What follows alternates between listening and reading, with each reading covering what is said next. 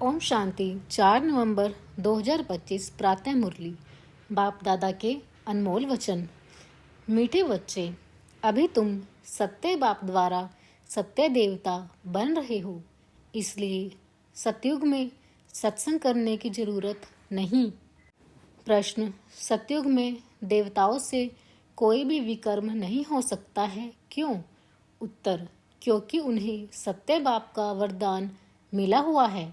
विकर्म तब होता है जब रावण का श्राप मिलने लगता है। सतयुग त्रेता में है ही सदगति, उस समय दुर्गति का नाम नहीं, विकार ही नहीं जो विकर्म हो। द्वापर कलयुग में सबकी दुर्गति हो जाती है, इसलिए विकर्म होते रहते हैं। यह भी समझने की बातें हैं। ओम शांति। मीठे मीठे रूहानी बच्चों प्रति बाप बैठ समझाते हैं। यह सुप्रीम बाप भी है, सुप्रीम टीचर भी है, सुप्रीम सतगुरु भी है। बाप की ऐसी महिमा बताने से ऑटोमेटिकली सिद्ध हो जाता है कि श्री कृष्ण किसी का बाप हो नहीं सकता। वह तो छोटा बच्चा सतयुग का प्रिंस है, वह टीचर भी नहीं हो सकता। खुद ही बैठकर टीचर से पढ़ते हैं। गुरु तो वहाँ होता नहीं, क्योंकि वहाँ सब सदगति में है। आधा कल्प है सदगति, आधा कल्प है दुर्गति, तो वहाँ है सदगति। इसलिए ज्ञान की वहाँ दरकार नहीं रहती, नाम भी नहीं है, क्योंकि ज्ञान से 21 जन्मों के लिए सदगति मिलती है। फिर द्वापर से कलयुग अंत तक है दुर्गति। तो श्री कृष्ण फिर द्वापर में कैसे आ सकता, यह भी किसी को ध्यान में नहीं आता है। एक एक बात में बहुत ही गुह राज भरा हुआ है, जो समझाना बहुत जरूरी है। वह सुप्रीम बाप सुप्रीम टीचर है। अंग्रेजी में सुप्रीम ही कहा जाता है। अंग्रेजी अक्षर कुछ अच्छे होते हैं, जैसे ड्रामा अक्षर है। ड्रामा को नाटक नहीं कहेंगे, नाटक में तो अदली बदली होती है। यह सृष्टि का चक्र फिरता है, ऐसा कहते भी हैं, परंतु कैसे फिरता है, हूबहू फिरता है या चेंज होती है, यह किसी को भी पता नहीं है। कहते भी हैं बनी बनाई बन रही। जरूर कोई खेल है जो फिर से चक्कर खाता रहता है। इस चक्कर में मनुष्य को ही चक्र लगाना पड़ता है। अच्छा, इस चक्कर की आयु क्या है, कैसे रिपीट होता है, इसको फिरने में कितना समय लगता है, यह कोई नहीं जानते। इस्लामी बौद्धि आदि यह सब है घराने, जिनका ड्रामा में पार्ट है। तुम ब्राह्मणों की डायनेस्टी नहीं है, यह है ब्राह्मण कुल। सर्वोत्तम ब्राह्मण कुल कहा जाता है। देवी देवताओं का भी कुल है, यह तो समझाना बहुत सहज है। सूक्ष्म वतन में फरिश्ते रहते हैं, वहाँ हड्डी मांस होता नहीं। देवताओं को तो हड्डी मांस है ना।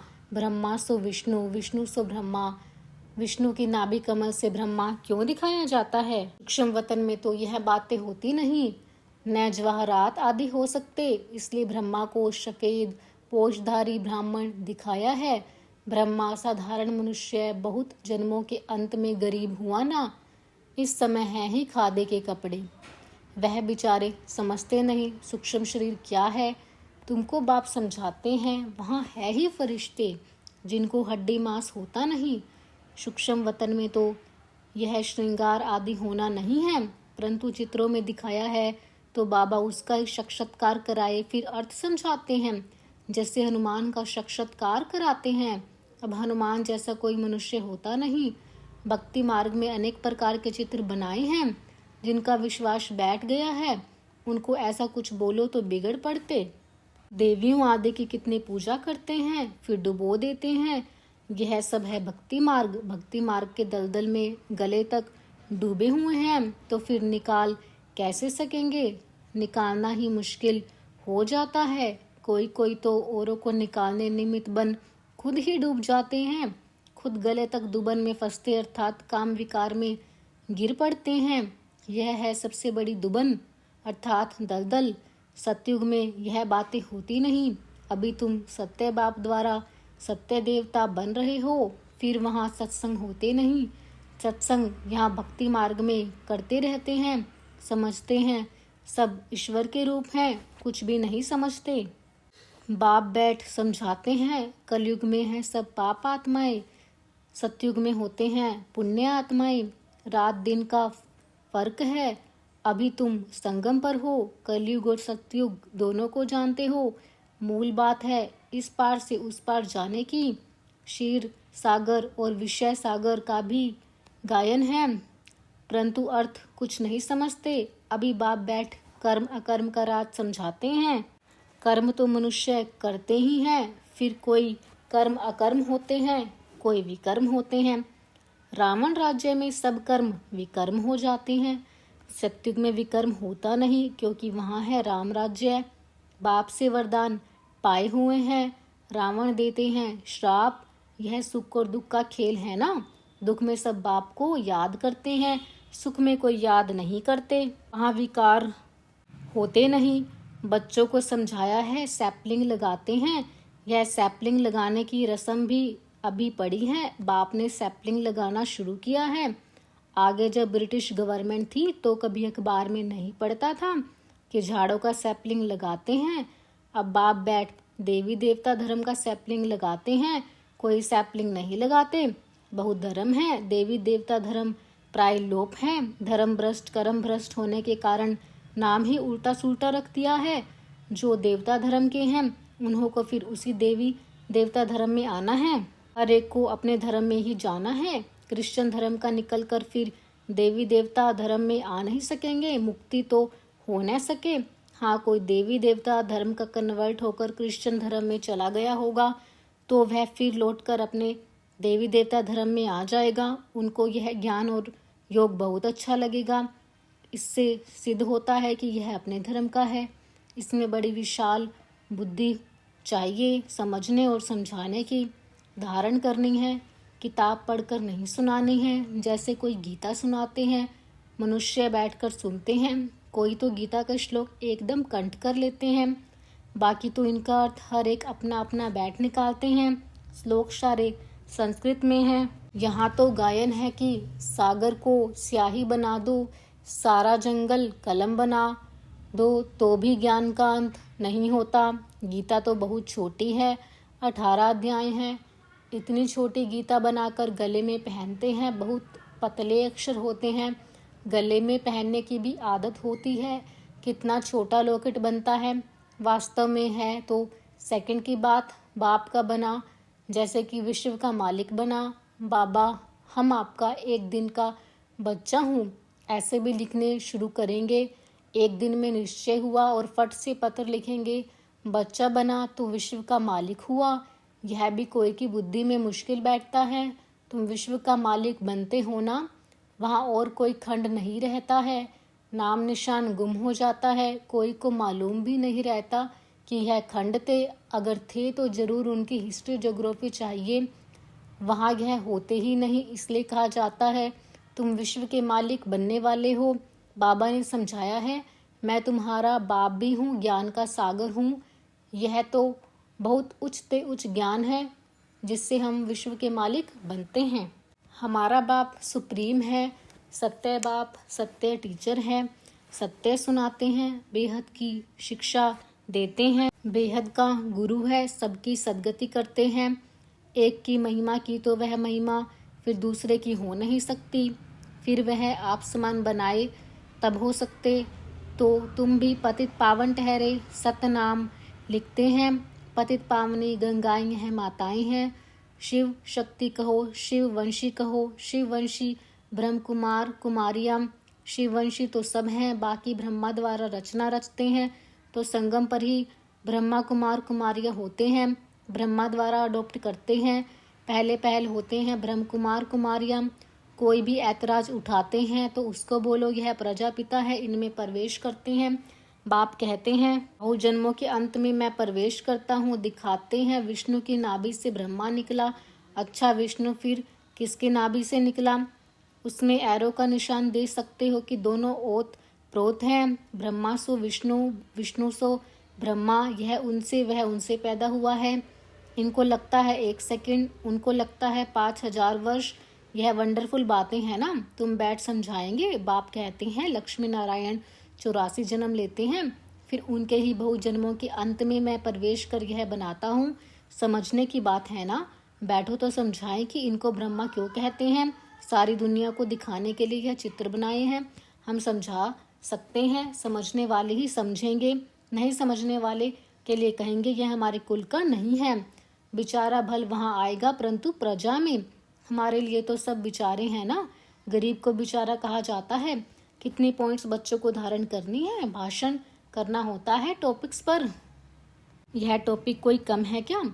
प्रजापिता ब्रह्मा और सरस्वती 4 भुजाएं दिखाते हैं तो 2 भुजा बेटी की हो जाती है। युगल तो है नहीं, युगल तो वास्तव में बस विष्णु ही है। ब्रह्मा की बेटी है सरस्वती।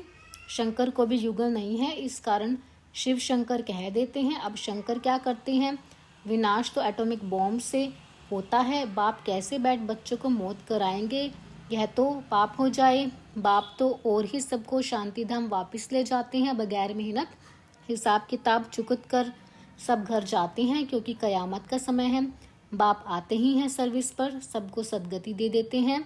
तुम भी पहले गति में फिर सदगति में आएंगे, यह बात समझने की है। इन बातों को जरा भी कोई नहीं जानते। तुम देखते हो कोई तो बहुत माता का पाते, बिल्कुल समझते नहीं। जो कुछ अच्छा समझने वाले होंगे वह आकर समझेंगे। बोलो, एक एक बात पर समझना है तो टाइम दो। यहाँ तो सिर्फ हुक्म है, सबको बाप का परिचय दो। यह है ही कांटों का जंगल, क्योंकि एक दो को दुख देते रहते हैं, इसको दुखधाम कहा जाता है। सत्युग है सुखधाम, दुखधाम से सुखधाम कैसे बनता है यह भी तुमको समझाए। लक्ष्मी नारायण सुखधाम में थे, फिर यह 84 जन्म ले दुखधाम में आते हैं। यह ब्रह्मा का नाम भी कैसे रखा? बाप कहते हैं मैं इसमें प्रवेश कर बेहद का संन्यास कराता हूँ। फट से संन्यास करा देते हैं, क्योंकि बाप को सर्विस करानी है, वही कराते हैं। इनके पिछाड़ी बहुत निकले, जिसका नाम बैठ रखा वह लोग फिर बिल्ली के पुंगरे बैठ दिखाते हैं। यह सब है दंत कथाएं। बिल्ली के पुंगरे हो कैसे सकते?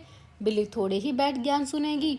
बाबा युक्तियां बहुत बतलाते रहते हैं। कोई बात किसी को समझ में न आए तो उनको बोलो, जब तक अल्प को नहीं समझा है तो और कुछ समझ नहीं सकेंगे। एक बात निश्चय करो और लिखो, नहीं तो भूल जाएंगे, माया भुला देगी। मुख्य बात है बाप की परिचय की। हमारा बाप सुप्रीम टीचर है, जो सारे विश्व के आदि मध्य अंत का राज समझाते हैं, जिसका कोई को पता नहीं है। इस समझाने में टाइम चाहिए। जब तक बाप को नहीं समझा है तब तक प्रश्न उठते ही जाएंगे। अल्प नहीं समझा है तो बे को कुछ नहीं समझेंगे, मुफ्त संशय उठाते रहेंगे। ऐसे क्यों? शास्त्र में तो ऐसे कहते हैं। इसलिए पहले सबको बाप का परिचय दो। अच्छा, मीठे मीठे सिकल दे बच्चों प्रति माता पिता बाप दादा का याद प्यार और गुड मॉर्निंग। रूहानी बाप की रूहानी बच्चों को नमस्ते। धारणा के लिए मुख्य सार, कर्म अकर्म और विकर्म की गुह्य गति को बुद्धि में रख अब कोई विकर्म नहीं करने हैं। ज्ञान और योग की धारणा करके दूसरों को सुनाना है। सत्य बाप की सत्य नॉलेज देकर मनुष्यों को देवता बनाने की सेवा करनी है। विकारों के दलदल से सबको निकालना है। वरदान, अलौकिक नशे की अनुभूति द्वारा निश्चय का प्रमाण देने वाले सदा विजयी भव। अलौकिक रूहानी नशा निश्चय का दर्पण है। निश्चय का प्रमाण है नशा और नशे का प्रमाण है खुशी। जो सदा खुशी और नशे में रहते हैं उनके सामने माया की कोई भी चाल चल नहीं सकती। बेफिक्र बादशाह की बादशाही के अंदर माया आ नहीं सकती। अलौकिक नशा सहज ही पुराने संसार व पुराने संस्कार को भुला देता है।